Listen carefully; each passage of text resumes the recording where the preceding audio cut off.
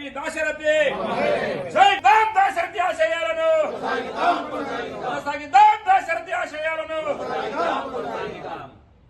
ముఖ్యంగా అయితే మన నిజామాబాద్ జిల్లాకు దాశరథి కృష్ణమాచార్యుల గారికి చాలా అవినాభావ సంబంధం ఉంది. మరి కిల్లా జైల్లో ఆయనతో పాటు వట్టికోట అల్వాల్ స్వామి కూడా జైలు జీవితం ఇద్దరు కలిసి అనుభవించింది. ఆ రోజు ఒక పెన్ను లేదు, ఒక బుక్ లేదు. ఆ రోజు కూడా తన మనసులున్న ఆవేదన, నా తెలంగాణ కోటి రతనాల వీణని గోడలపైన బొగ్గుతో రాసిన రోజుల రోజు.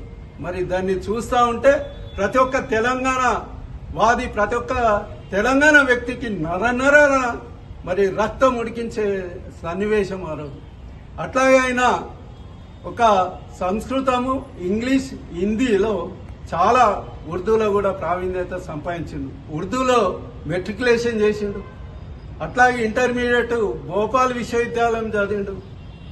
అట్లాగే ఉస్మానియా యూనివర్సిటీలో మన శంకర్ గారు, తెలంగాణ శంకర్ చదివినట్టు ఆ ఉస్మానియా యూనివర్సిటీలో బిఏ చేసిండు.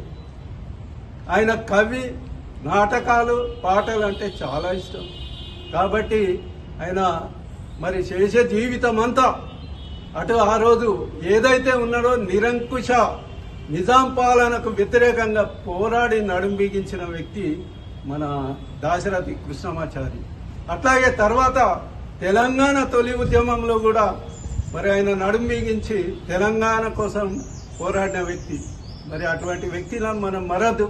ఈరోజు చూస్తూ ఉన్నాం, మరి అధికారికంగా జరపాలి. మనం జరిపినాం 22/7/23లో.